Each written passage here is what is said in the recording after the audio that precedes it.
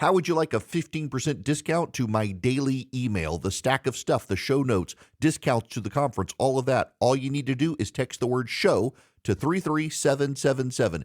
You'll get the annual subscription with a 15% discount to my daily email. You'll get the stack of stuff, the links to the show notes, discounts to the conference, and so much more. All you have to do is text the word show, SHOW, to 33777. Text show to 33777.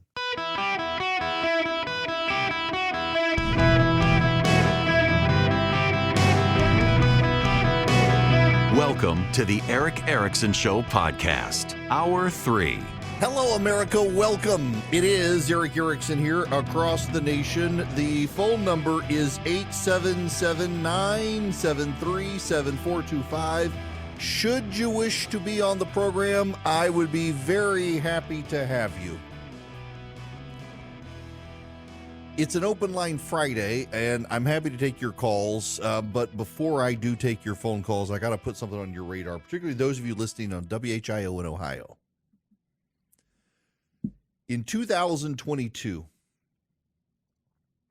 one of the ways the Democrats were able to do as well as they did and nearly hold the House of Representatives was they poured a lot of money into Republican primaries to help build up the Republicans they thought would be the easiest to beat. And they worked. It really, really, really worked. I was somewhat dismissive of the effort, but it worked. The way the Democrats did it is they poured money into races, and they started attacking, in most cases, the Republicans they wanted as being dangerously too close to Donald Trump. And Republican voters rushed in and supported those guys. My gosh, the Democrats must be scared of that guy. They're spending money attacking him. And oh my gosh, they hate him because he's so pro-Donald Trump. I'm going to go nominate that guy. And in races around the country, without exception, they all lost the general election. Joe Kent out in Washington State?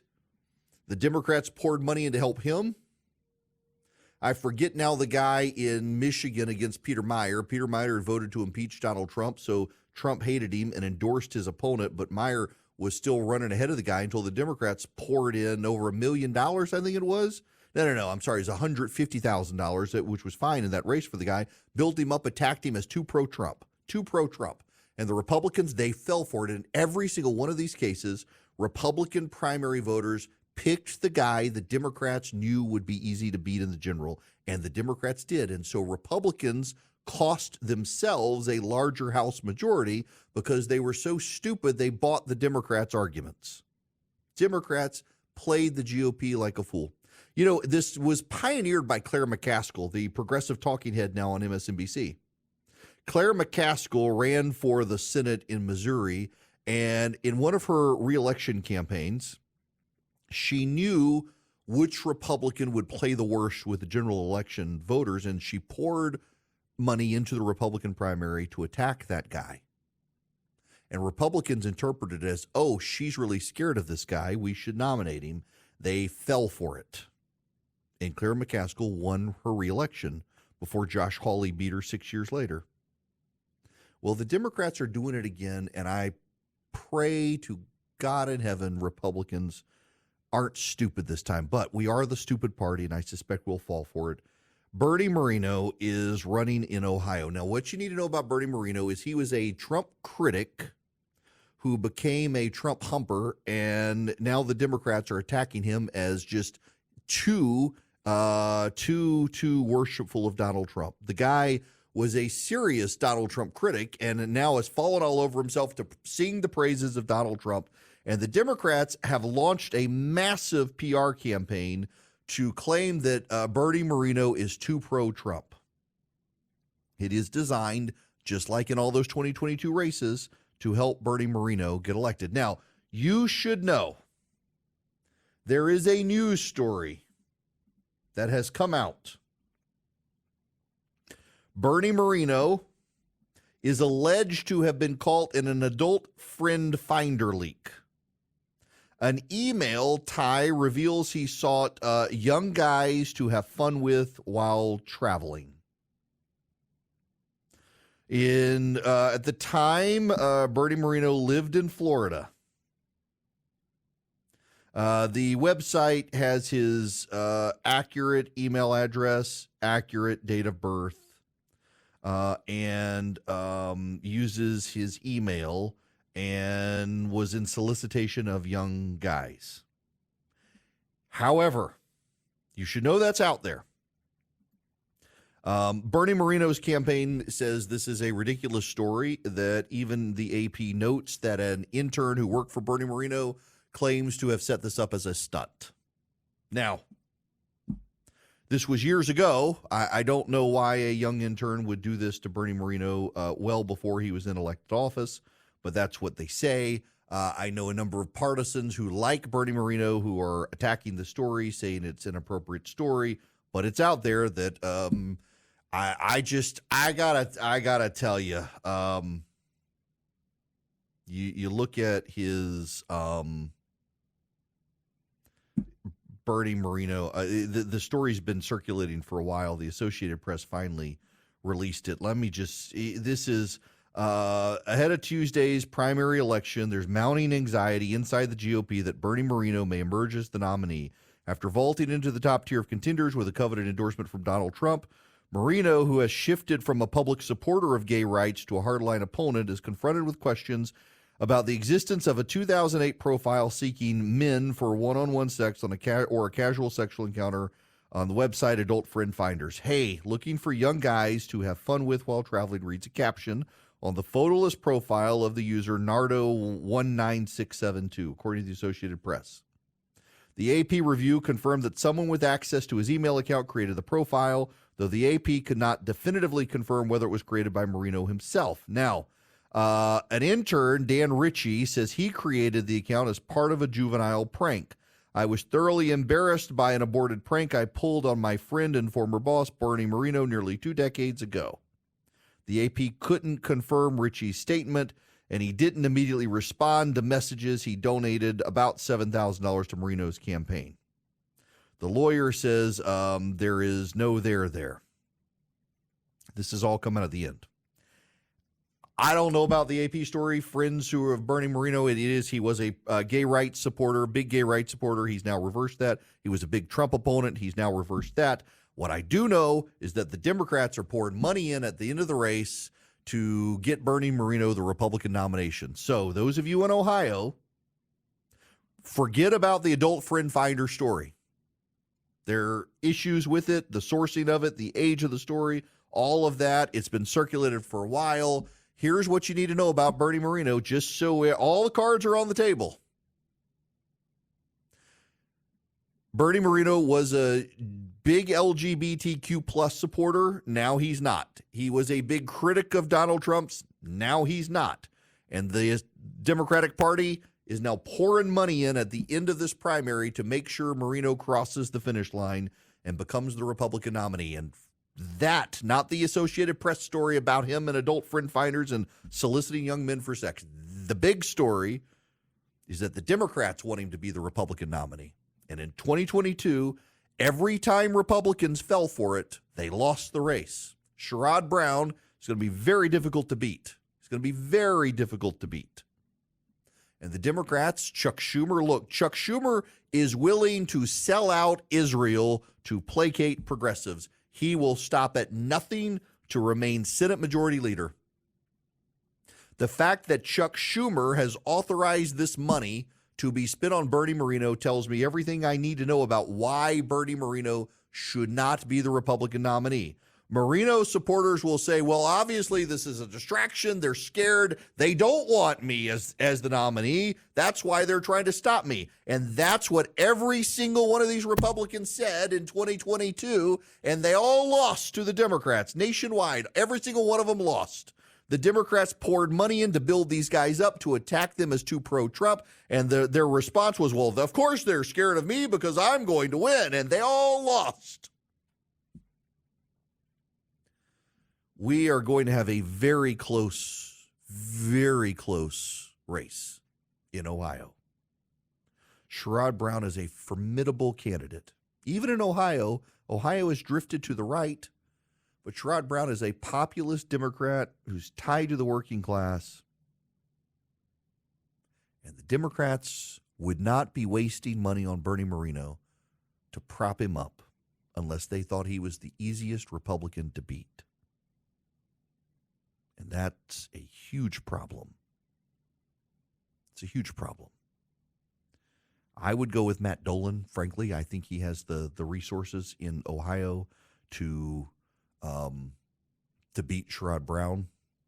I think Matt Dolan is probably the easiest lift of all the candidates in Ohio. He's first in the polls, but the fact that the Democrats are trying to get Moreno ahead of Matt Dolan tells you everything you need to know in this race.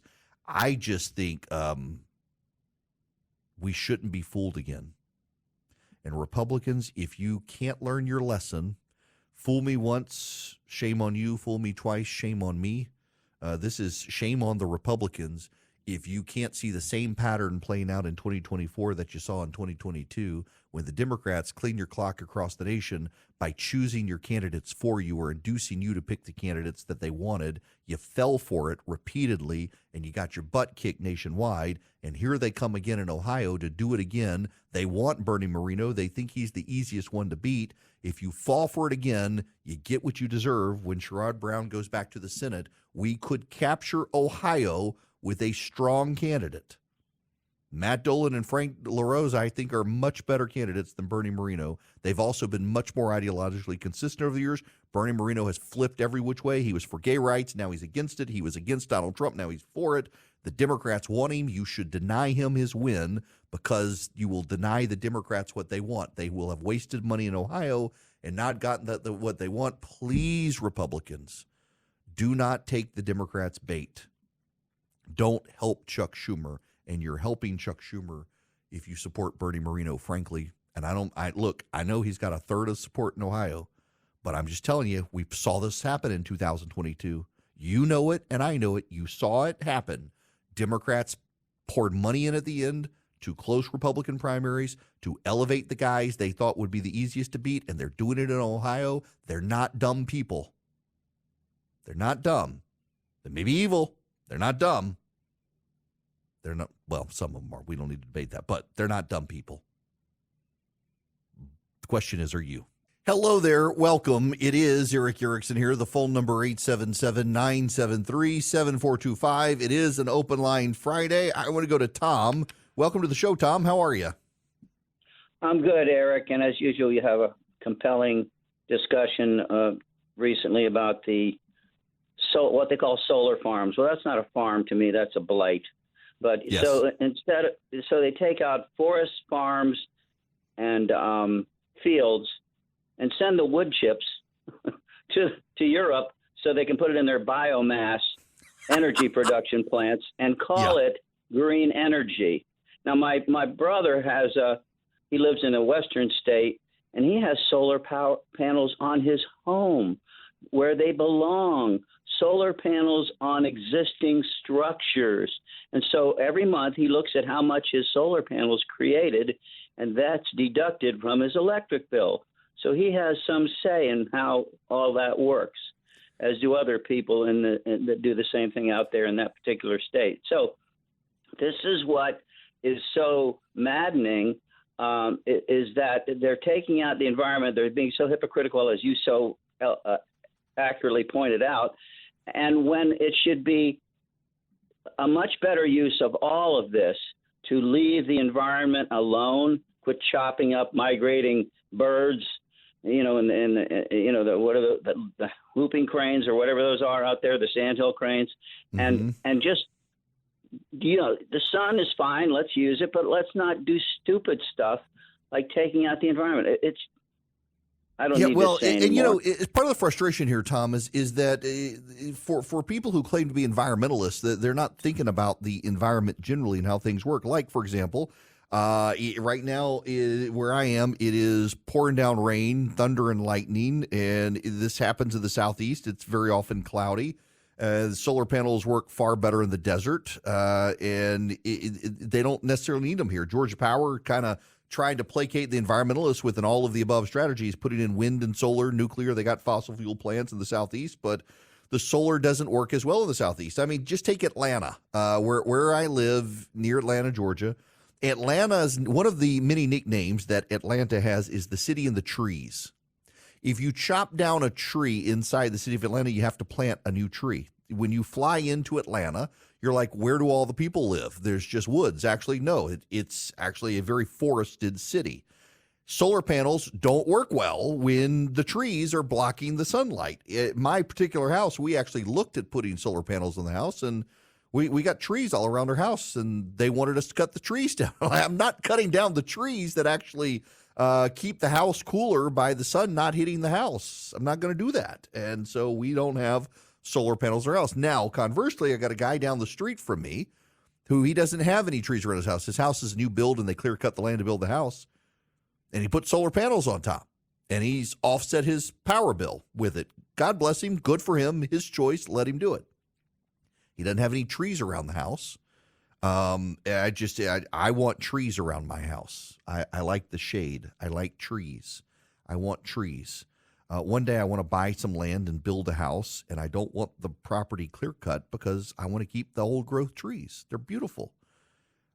It's solar panels can work in places, but again, you put them in a place where there's going to be hailstorms, you're going to get them wiped out by the hail. You put them on farmland, you're taking farmland out of the agricultural cycle, and so there are no cows, there are no crops. You got solar farm that isn't a farm. As Tom just said, they're not producing anything except power. Not adding to agriculture. It's dumb the way this is being done. I'm not opposed to solar panels. Don't hear me and think I'm opposed to solar power. But I am opposed to solar power being put in places it has no business being put, in places where it's frequently rainy and on farmland that could be producing agricultural food stuff, and they're now not. It's just insane policy. It is. You know, Hillsdale actually has some lectures on this, on the sanity when it comes to this stuff. And you can learn a lot from Hillsdale College. Right now, you can learn about citizenship from Hillsdale College and the degradation of citizenship by progressives in this country and how to revitalize citizenship. It's taught by none other than Victor Davis Hanson, the acclaimed historian. Where else do you get to get up close and personal with a series of lectures from someone like Victor Davis Hanson? Hillsdale College. You go to ericforhillsdale.com today, ERICK.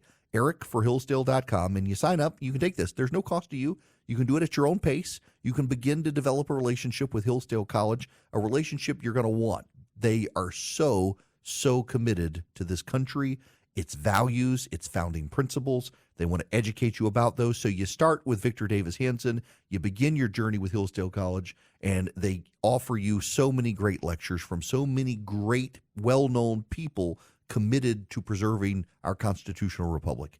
ericforhillsdale.com. Find out more about Hillsdale College. Begin your relationship with a series of lectures on citizenship from Victor Davis Hanson, and begin educating your friends and family as well. ericforhillsdale.com. ERICK. ericforhillsdale.com. It is Eric Erickson across the nation, 877-973-7425. Should you wish to be on the program, I'd be delighted to have you. It's an open line Friday. I want to go back to the phones, but first, I want to remind you, if you text Eric, ERICK, to 33777, you can get the show notes, the live stream, the podcast. I got a list yesterday of the top 100 podcasts of the nation, and sadly, I'm not on it. Now, if you had look for the top right of center podcasts, I'm like number 25. You should subscribe to the pod. It actually helps us, and it is lame for me to have to ask you, because I'd much rather that you listen on your local radio station. But you'd be actually surprised at the number of radio stations when I call and talk to program directors and say, would you put me on? They want to know our podcast numbers. I'm like, I don't want someone to listen to my podcast. I want you to listen on radio. But subscribing to my podcast actually helps me also grow the radio show. So if you would do me a favor, please, and text Eric, ERICK, to 33777. Subscribe to the podcast. It's on Spotify. It's on Apple, wherever you get your podcast. It actually helps me grow the show on radio, too. Now, to the phones. I'm going to go to Bob. Welcome to the show, Bob. How are you? Hey, how you doing, Eric? Good. Enjoying Friday afternoon. Yeah, I'm so ready for the weekend. I was looking through a couple. Well, it's getting closer to that Friday night Texas fajita and frozen margarita time. For you, I got to take my kid to see Jordan Peterson tonight. Fun times. Well, I've been through that, but I've suffered enough. So I'm past All right, that you get the stage. margaritas. I'll take my kid to listen to a lecture on a Friday night. I was looking at a couple articles on the internet this morning, and I haven't heard much about this in the news. The first is that there's a big spike in home foreclosures nationwide, and it's soaring, upswings in a lot of states. And and that's not necessarily the one I'm most concerned about. The other is talking about illegal immigrants leave U.S. hospitals with billions in unpaid bills. Mm-hmm. And that's going to show back, if I've read the article right, most of that gets absorbed in Medicaid, which is on the state and the federal government. And Right. I don't think anybody has estimated what the cost of all of that is going to be. And some of these costs, from what I've read in the article, aren't recovered. So those medical facilities are going to have to absorb that, which means, they don't want to go into bankruptcy. They're going to raise costs. They're going to raise pricing, even for insured. So I think there's a big elephant there that nobody's talking about. Okay, so I'm glad you raised all these issues because I actually had in my stack of stuff and just ran out the clock on taking phone calls today that there is this story. It's in the wall. Fox Business has it, and the Wall Street Journal has it today that home foreclosures are soaring nationwide. The rise is rising the fastest in 5 states. Those states being, well, now I had the list in front of me and then suddenly it collapsed. Here we go. South Carolina up 51%, Missouri up 50%, Pennsylvania up 46%, and then Texas and Indiana after that. Pretty significant spikes in foreclosures. That's a warning sign for the economy. And then on the illegal issue in healthcare, I was talking to a local hospital executive near me who said not only is the homeless population of illegal aliens in the area growing, but the burden on taking care of the illegal aliens through emergency room visits is soaring, and people do not understand how that's straining hospital resources. In fact, this particular hospital executive was telling me there was a night not too long ago where there was a vast number of illegal aliens who were in the emergency room, all of them with COVID, and there were actual local residents who were citizens who the hospital was overwhelmed with illegal aliens, and they had to prioritize. They prioritized the people who need help. This local community of illegal aliens had been hit with a bad case of COVID. They were all very sick.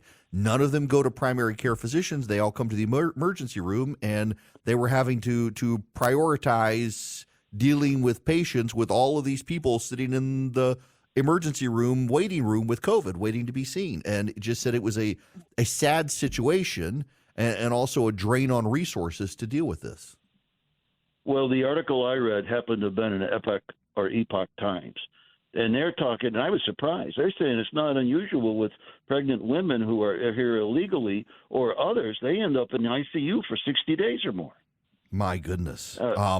Look, I'm not surprised by this at all. And of course, it doesn't get coverage outside of the Epoch Times because of the political agenda that so many of the media don't want to talk about the issue. I mean, they can't even bring themselves to call them illegal aliens, but it's a massive issue. It's not getting enough coverage, and it is draining resources for hospitals around the country. Those in the United States, the homeless and others that need those health facilities, they're going to be denied unless they get sick enough where they become critical. Right. I mean, hospitals, and this is the thing that people don't understand about emergency rooms is it's not first come, first serve. It is who's ever got the worst situation gets to the front of the line. It's why I've had more than one person tell me if I ever go to the hospital to the emergency room, say I've got chest pains, that guy gets to the front of the line. But I have personal experience. If you walk into the hospital and you're a fat old white guy with chest pains in your back and arm, they take you right away. They don't even ask who the hell you are. They pump you full of 4 aspirins and send you to the back. It ended up a pulmonary embolism. Okay, Bob, you say that. You say that, And a couple of years ago, one of my we got two hospitals here. I'll keep the names out of them. Several years ago, I have a history of pulmonary embolism, and went to the local doc in the box. They said, "We think you got one. You need to go down to the hospital. We're going to call them and tell them you're coming." So I went to that particular hospital, which is the one I normally go to. Went to the emergency room, checked in, said, "I got a history of pulmonary embolism. My blood oxygen level is low. I'm not feeling great." And they said, "Well, sit over there." 3 hours later. Hours? Yes, hours. 3 hours later, I got up and I went to the hospital that I normally go to the emergency room.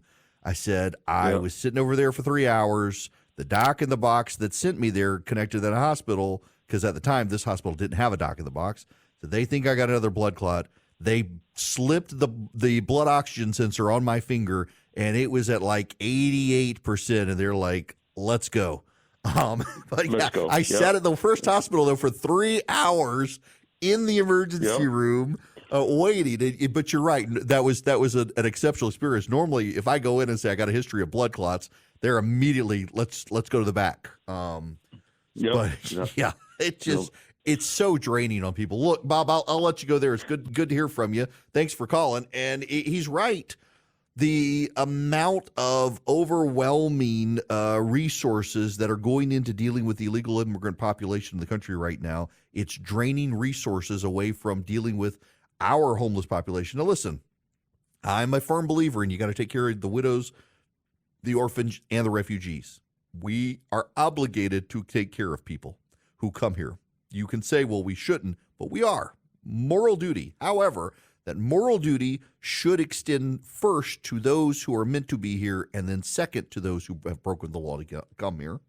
And our resources are being drained, and it's because of the Biden administration. Greg, you're going to be up next. Welcome to the show. Yeah, I just got a question about, let's take this court case of Fonnie Willis.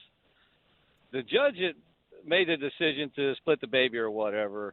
Can he call the appeals court, talk to a justice there, and if the appeals court knows it's coming their way, can they call the state Supreme Court and talk to a justice, hash it back and forth, and so on? Can the state Supreme Court call the U.S. Supreme Court justice, and they hash it out before it gets there? Nope. Can't do that?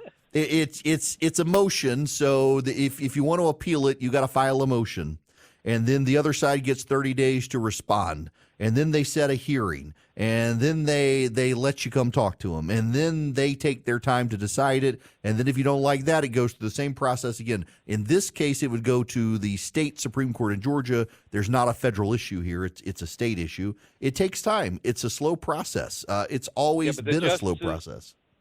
Those justices can't talk back and forth to each other? No, they do. It's called sua sponte, on their own initiative. And in this situation, they cannot do it without a motion. They can't chat with each other. They've got to be asked by one of the parties to do something. Judges can't do this on their own. There are things judges can do on their own in cases, but when a decision is made by a lower court judge, higher court judges can't say right or wrong unless acted upon through a motion by either the plaintiff or the defendant. In this case, the state or the defendant. This is a process. It takes time working through the system, and the judges aren't allowed to do it on their own. It's one of the checks and balances within the judicial system itself to prevent judges from acting out of turn. You have to be asked by someone for a judge to do something. Now, Cindy, you're going to be the last caller. Welcome. Hi. We are a homeschooling family. We have a 10-year-old and a 12-year-old. The 12-year-old has Down syndrome. Many years ago, I was so excited whenever I heard that, states had school choice. And I was like, oh, great, maybe we can get school choice. I've been a big fan of it. I was really excited when you broke the news about the school choice. And then the more I researched about it, I thought, well, once again, here we are, the middle class, on the struggle bus. We've never been eligible for any benefits for our Down syndrome child. We've had a lot of medical bills and no benefits because we make too much. We don't make enough to be wealthy, Right. We're right on that line. And then I saw the income for this is $120,000 is the cutoff. and we make just over that. And so we do, we do okay, and we're very thankful for what we have, and we have a home, and we have cars and whatnot. We're able to take care of our kids and homeschool. But this would really help. We have considered before this past moving to Florida because they have such wonderful homeschooling programs. They really encourage it. And but when I saw that $120,000, my heart just sank because I thought, once again, we just kind of feel like we're getting the shaft. Like we're not poor enough and we're not rich enough.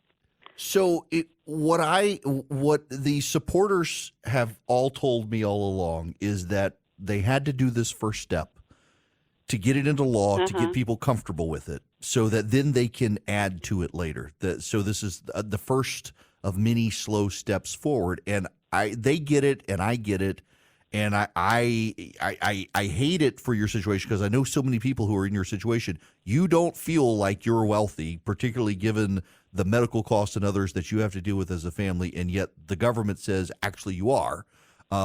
You could benefit from this so well, and we just got to take these slow steps to advance the ball to become more like Florida and other states. It's so frustrating, these situations like yours, but hopefully once people get comfortable with it, we'll be able to take the next step.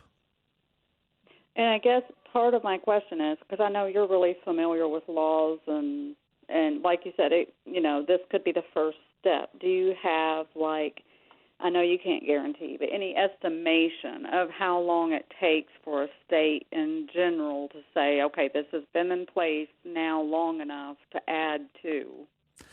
Honestly, I couldn't even hesitate a guess in the state of Georgia because it's taken us so long. It's taken us 8 years just to get to this point. I'm afraid it's going to take longer than you need to get everybody comfortable with it. It's going to take a full fight. I do suspect once we get through this year and the program gets implemented, give it 2 years, they'll start the effort again, but then it's probably 5-6 years away before they can do it, much longer than you need for it, unfortunately. Right, yeah, right. Okay, well, I appreciate you taking my call. Sure. Can I just add one more thing? Sure. Okay, so years ago I was watching Bill Clinton at a campaign rally, and he said, if you vote for those Republicans, all of you middle-class families out there with autistic children and Down syndrome children won't get your benefits anymore. Now, the first time Bill Clinton ran, I'm sad to say, I was really young, I voted for him, and I was from Arkansas. I thought he was really cool playing a saxophone. But when he said that, this was after I had my Down syndrome son, and we don't get anything. And it was like that's kind of when it turned me to, okay, they're liars. And I was just screaming at the TV and thinking, now everybody thinks we get benefits. We don't get benefits. And so, yeah, that's just a prime example of their lies. The demagoguery of the Democrats. It's frustrating how people use vulnerable situations to advance their careers, and Bill Clinton was a master of using vulnerable situations and lies to advance his career. Now, before I take commercial break, I got to tell you about Vision Computers. Y'all, I've been thinking about this. It's such a genius thing that the small business owner reached out to me the other day because I've been telling you, you can save costs on hiring an IT guy, spend $179 a year with Vision Computers, and they'll become your in-house IT department, even if you didn't get your computers from them. And so the small business reached out and says, hey, here's our scenario. We have an IT guy. We're not getting rid of our IT guy, but he's been so overwhelmed dealing with email and printer and the minutia of computers that he can't do what we need him to do with computer security and networking. So we use Vision Computer. You could sell this way. I was like, you know what? That is a genius idea. So you got an IT guy, you got a computer system, and you got your employees, but your IT guy needs to handle the network and the setup and the network security side of it. And he's too bogged down handling, the printer's out of paper. I can't get my email to work. How do I do this? Well, let Vision Computers do that part of it. 404-COMPUTE, that's their number, 404-COMPUTE, for $179 a year, not a month, a year, $179 a year. Even if you haven't bought your computers from Vision Computers, they can become your IT department or your IT supplement. They can also build computers for you and save you a lot of money in the process. Call them and tell them I sent you at 404-COMPUTE. Any one of you nationwide can take advantage of Vision Computers, or go to visioncomputers.com. Tell them I sent you, save even more. Visioncomputers.com or 404-COMPUTE. Cindy, if you're still listening, a member of the state legislature just texted me during commercial break and said there actually isn't a cap at $120,000 of income. It's just people who make less than that take priority.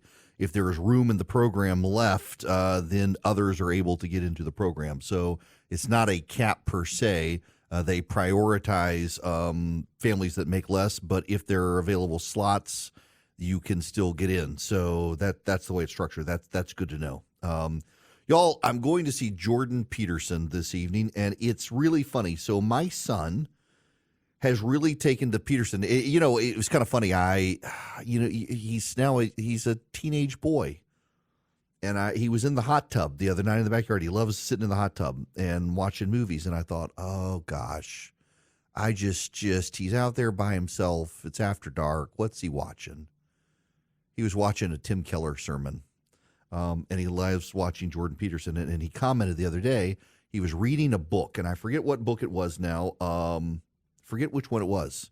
It's like, wasn't the Three Musketeers? I know what it was. It was the Count of Monte Cristo. He was reading the Count of Monte Cristo. And he said, Jordan Peterson says that you got to read books. So I'm reading books. I'm like, well, thank God for Jordan Peterson, because I've been saying this for a while. At some point, you do get to the point where your kids, you can tell them something and they're not going to listen to you because you're their parent. So I have always found if you surround yourself with like-minded people, your kid may not believe you, but they may believe your friend who they think is cooler than you, who says the same thing. And in this case, it's Jordan Peterson telling my son he should read books. So he's reading books. And God bless him for that. And he's listening to Tim Keller sermons, and I'm proud of him. So now we are headed off to see Jordan Peterson this evening, and I will be back with you guys on Monday. I hope you all have a great weekend. If you follow me on Instagram at EW Erickson, I'm cooking up a storm this weekend, so you can follow along with all the stuff I'm cooking there. My pizza oven is fantastic. Y'all have a fantastic weekend. See you Monday.